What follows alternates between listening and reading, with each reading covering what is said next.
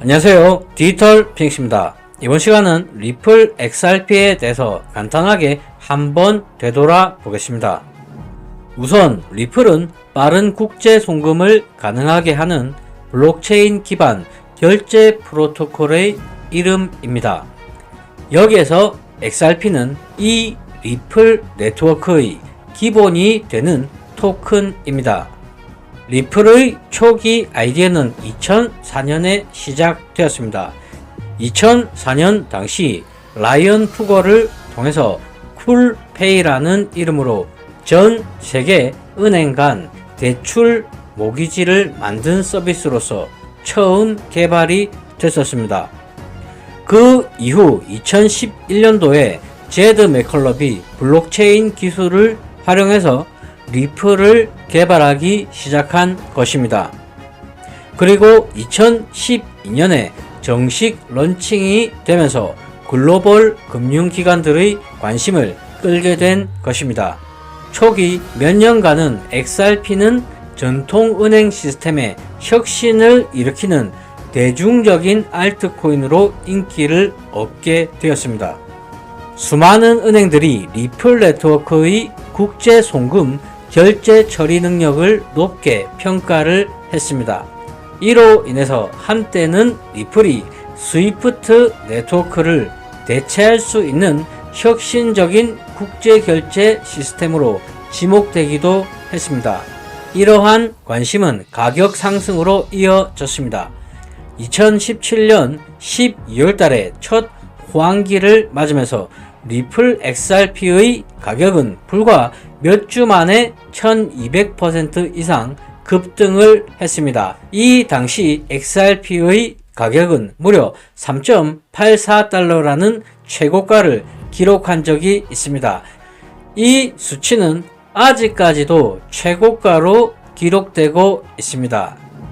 그렇다면 앞으로 리플 XRP의 전망이 어떤지 한번 보겠습니다. 결국에 장기적으로 성장을 하려면 모든 가상화폐들은 결국 현실 세계에서 실질적인 가치를 가져야만 합니다. 이런 부분에서 리플 XRP가 모든 암호화폐 중에서 가장 실용적이지 않는가 생각이 됩니다. 리플 네트워크는 기존 국제 결제 시스템에 대해서 매력적인 대안을 제공하고 있습니다. 앞으로도 글로벌 국가가 사용하는 스위프트 네트워크의 대체 가능성에 따라서 리플의 영향력이 더욱 확대될 잠재력이 큽니다.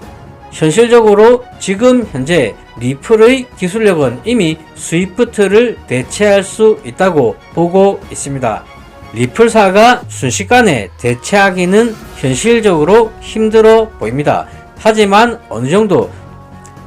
어느 정도 시간이 지나고 합의에 다다르게 된다면 리플 XRP가 스위프트를 대체하는 날도 충분히 기대를 해볼 수도 있어 보입니다. 그렇다면 스위프트와 리플 XRP의 차이를 한번 보겠습니다. 스위프트 네트워크를 사용한 국제 송금 시간은 평균적으로 30분이 소요가 되며 상황에 따라서는 최대 24시간까지 걸릴 수가 있습니다. 반면에 리플 네트워크를 통한 국제 송금 시간은 불과 5초에 불과합니다. 그리고 수수료를 한번 비교해 보겠습니다.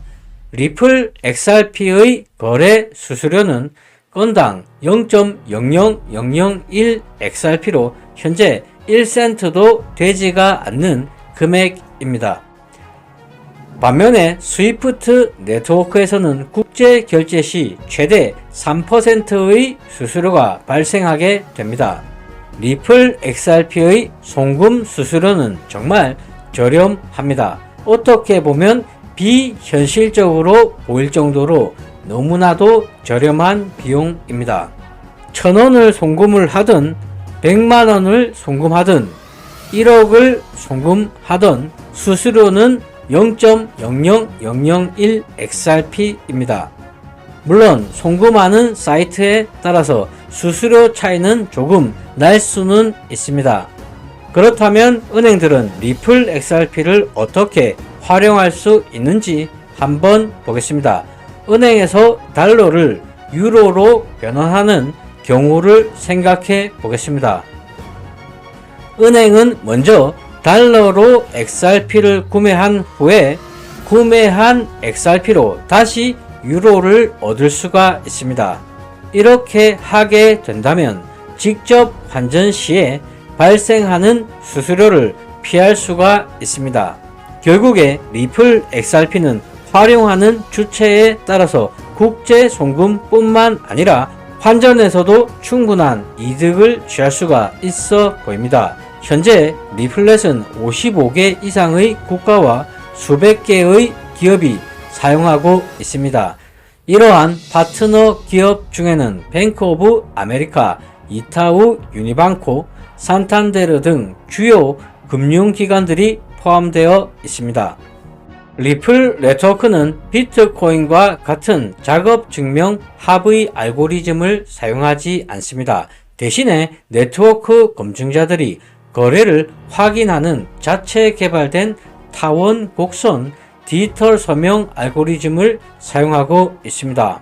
이 합의 알고리즘은 채굴이 필요한 작업 증명 방식보다도 에너지 소비가 적어서 더욱 친환경적입니다.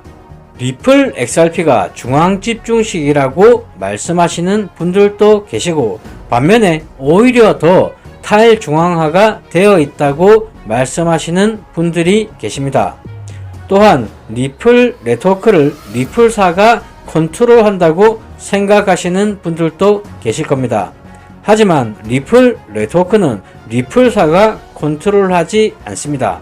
현재 리플사의 첫 번째 작은 사는 미국 증권거래위원회 SEC로 생각이 됩니다.